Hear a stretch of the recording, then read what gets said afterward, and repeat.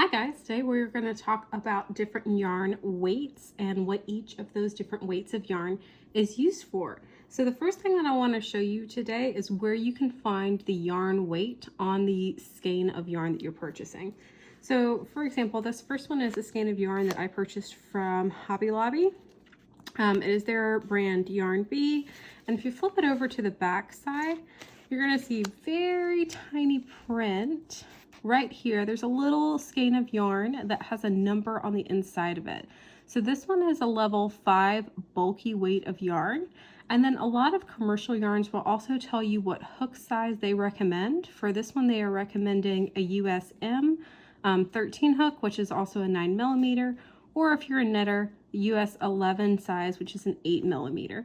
So you can find this on most commercial skeins of yarn, as well as what the blend of the fiber is, how many yards there are, whether or not you can throw this in the washing machine, all of that. But for today, we're going to focus in on this little delineation here, number 5 bulky. And that's going to be a pretty thick yarn. We'll go through the different grades a little bit later, but you can tell that this is a pretty thick strand of yarn. Now you might also see on certain hand-dyed hanks, like the one that I have right here from Primrose, they do not have a little skein delineation like the other one did, where it had a skein and a number, but they have a classic DK. And that is going to be a level 3 weight of yarn. If you compare the two, obviously this one is a lot thinner than this level 5 would be. So sometimes you'll just see it labeled as DK or sock.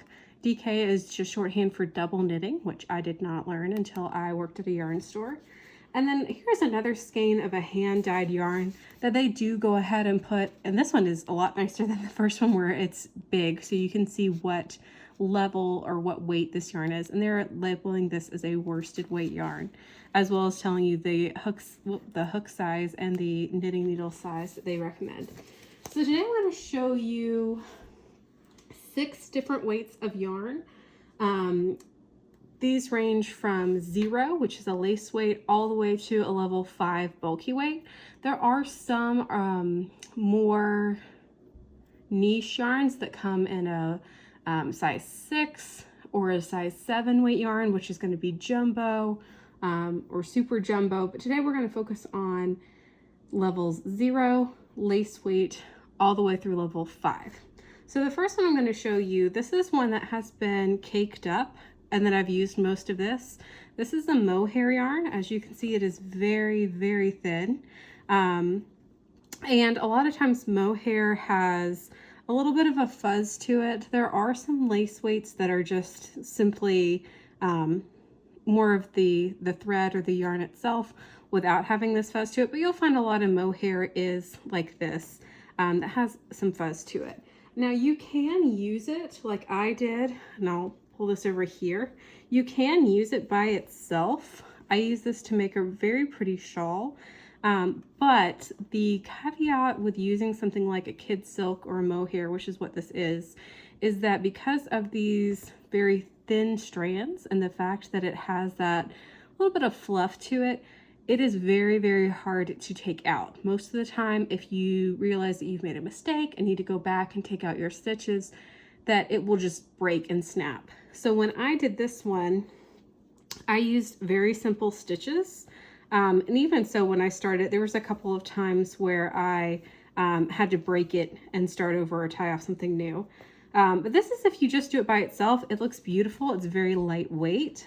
But what a lot of people will also do with a lace weight or a Mohair is that they will pair it with another yarn, like I did in this little baby cow, where the hot pink, which you can kind of see here if I spread it out, this is a Mohair, and then I paired it with a sock weight yarn. So what this does is it gives it a nice halo. It softens up the color. If it was all just this yarn by itself, it would look a lot brighter. You would see kind of more of the differences between the lighter and the darker places in this yarn, and the pink gives it a little fluffy, soft glow to it. So if I wanted to, and which I might do with this one, is I might pair it with something that is maybe a darker color and then have this kind of glow and shine over it. But that is a 0 weight lace weight yarn, and that's mohair, which you'll typically see. Mohair skeins are also beautiful, especially if you see them from a hand dyed yarn. A lot of times they'll be in a hank like this, but know that you will need to cake it up first, because even more so than other yarn, this will get tangled very, very easily. But that's mohair, and that is a lace weight yarn. The next one I want to talk to you is a very versatile yarn, and I'm actually going to show you 2 examples of that. And this one is a fine weight yarn, also called fingering weight or sock weight yarn. This is a hand dyed skein, and for this one, I don't even think they said, I'm looking at the label, they didn't say that it was a sock weight yarn. However, I know because I bought it in a fingering weight section of the store, and also a lot of times if you have a hank that is like this and it's about 100 grams, which this one is, if it has 400 yards or a little bit above that, it's probably going to be a fingering weight yarn. This particular yarn is a superwash merino wool, nylon, and viscose blend, and this is used a lot of the time for shawls, and I'll show you one that I have right here. So this shawl is made from 3 skeins of fingering weight yarn. This was all Sweet George yarns, and their yarns are beautiful. And so you'll see this a lot of times, that there will be shawls that will call for a fingering weight or a sock weight yarn. You can make sweaters, scarves, hats, anything else out of this too. But for shawls, a lot of times you want to have a particular drape to it, and you don't necessarily need it for warmth. So a lot of times they'll call for a fingering weight yarn. If you were looking to make a shawl and you wanted to use a fingering weight yarn, and you wanted to know what kind of a blend you should look for, a lot of times you'll have, majority of it will be a superwash merino wool, and then it'll have a little bit of nylon in there for durability. I've also used fingering weight yarn that was a blend of cashmere. Alpaca is another common thing that you'll find in fingering weight yarn. But this one gives you a lot of yardage for your buck. So if you were shopping at a local yarn store and you weren't sure what kind of a skein you wanted to buy, fingering weight is usually a good one to choose, because you do get over 400 yards in most fingering weight yarns, and you can use them for a variety of things, and it just goes a little bit longer. And like I said, the one that I have behind is a shawl that used most of 3 skeins, and you can kind of see it ombres from one skein to the next, and it was absolutely beautiful. You will hear, and as well as you probably just heard me say, that fingering weight and sock weight yarns are used a little bit interchangeably. They're both the same weight. So if I held both of these up, you can see that the strands are very similar in size. They're both weighted at a weight 1, a fine weight yarn. But usually sock weight is going to have a hardier wool and then nylon for durability. There are very few yarns that are specifically labeled as sock yarn that don't have any nylon in them, because the worst thing that you can have is having hand knit or hand crocheted a beautiful pair of socks and then have them wear out the first or the second time that you use them. This is a self-striping sock weight yarn, and you can see on the back kind of what you can expect with this kind of a yarn.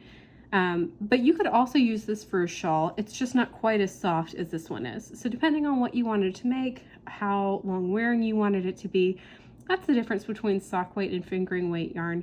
They are the same weight. So if you saw a pattern that called for one and not the other, you're still going to look for a yarn that is weighted at a 1.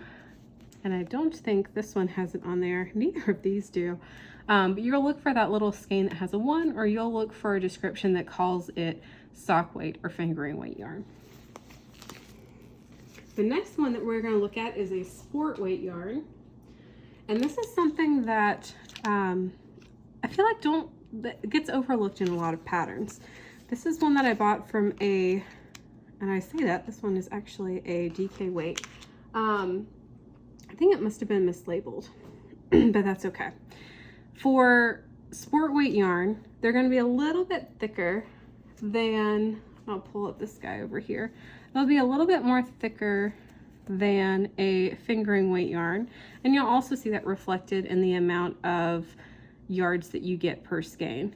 So like I said, this one I believe was mislabeled, but this one, most of the time for a sock or a sport weight yarn, you'll get closer to 250, 230 in a 100-gram hank of yarn. Sport weight is used a lot of times for shawls, the same way that fingering weight yarn is. And it is also used for sweaters, which is the project I'll show you for this one. This yarn dyer is Aquarius Make. She's awesome. You can find her on Etsy, and I've bought from her a couple of times. This one's called Flannel. How pretty is that? But the project that I have is actually one that I did this year. If you follow my Instagram, you have probably seen this project a handful of times already.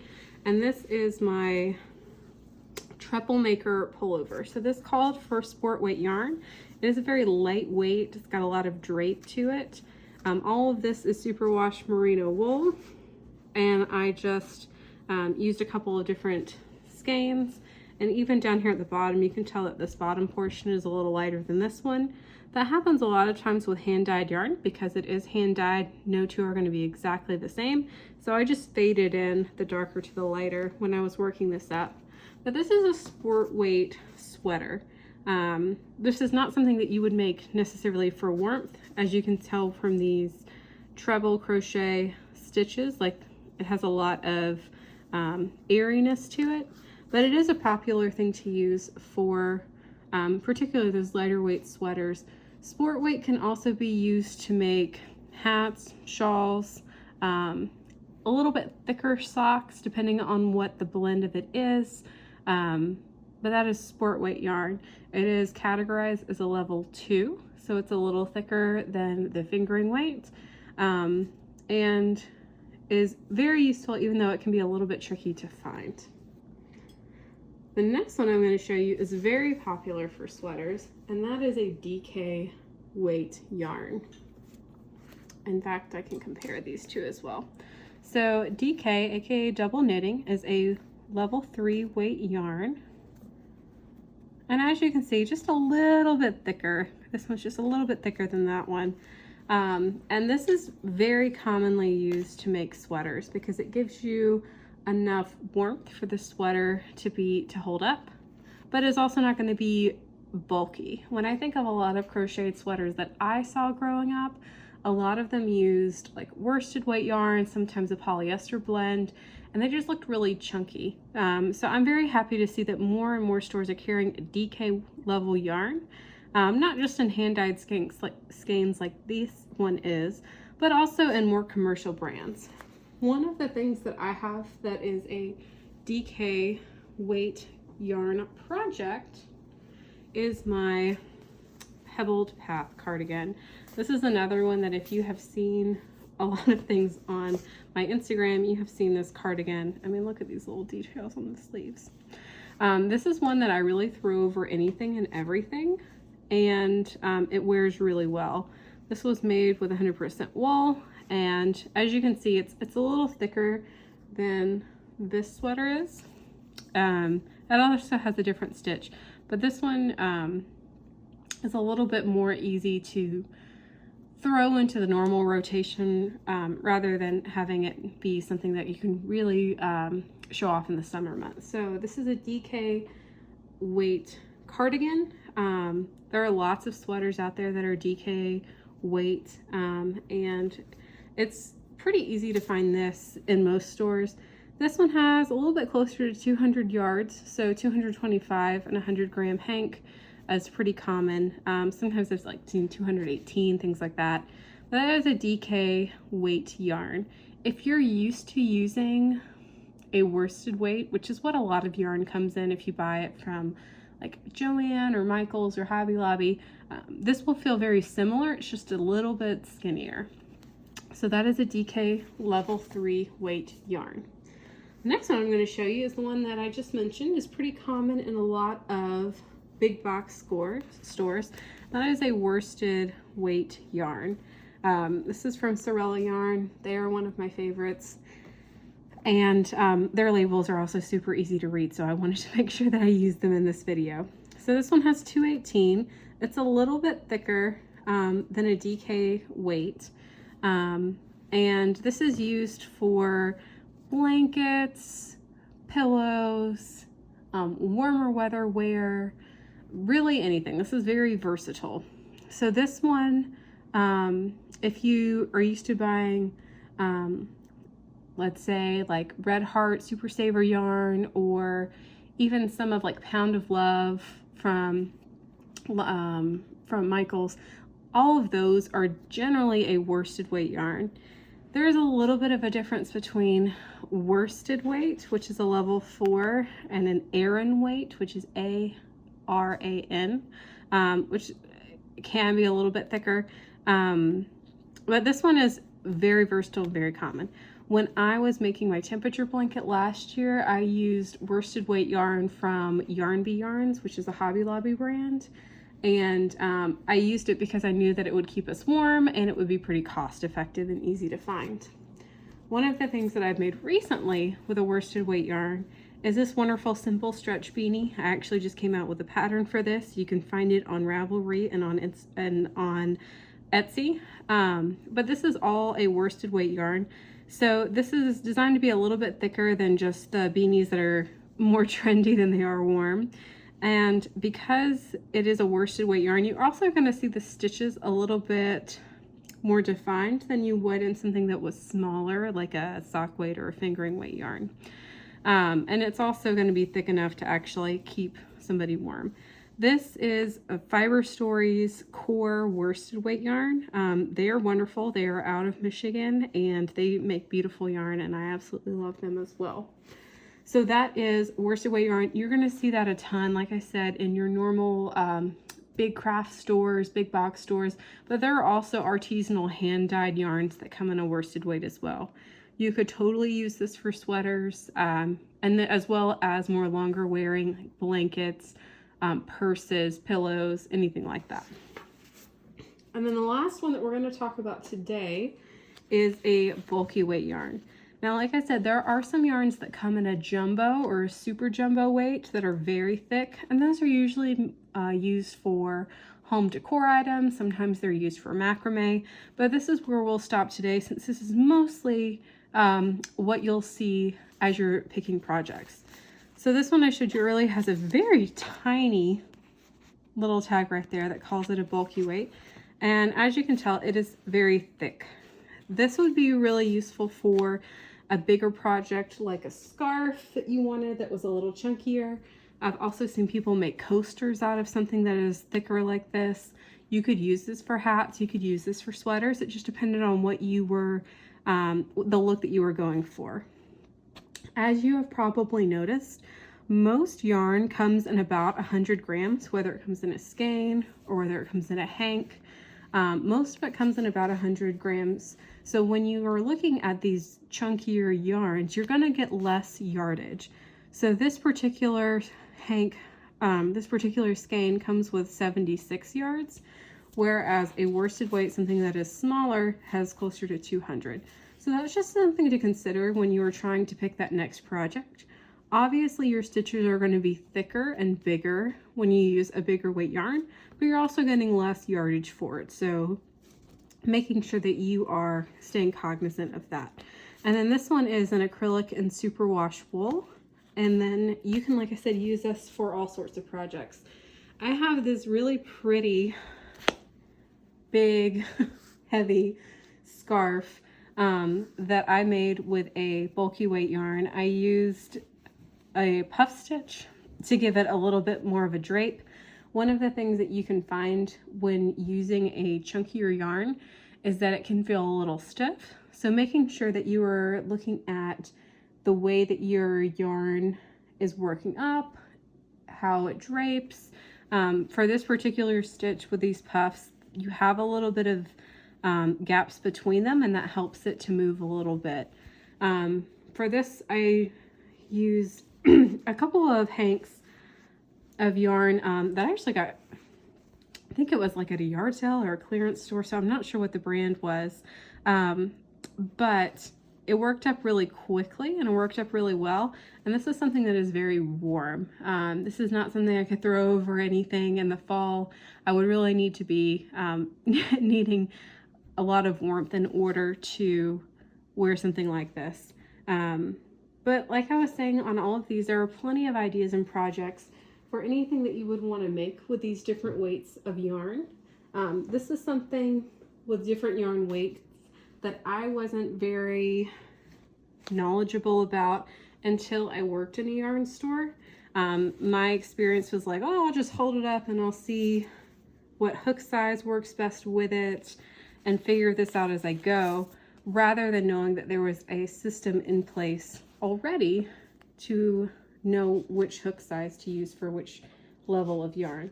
Like I was saying earlier, most of the skeins that you will see will have some sort of delineation about what size they recommend, but if not, there are a lot of charts out there that will show you generally what size to use for different weights of yarn.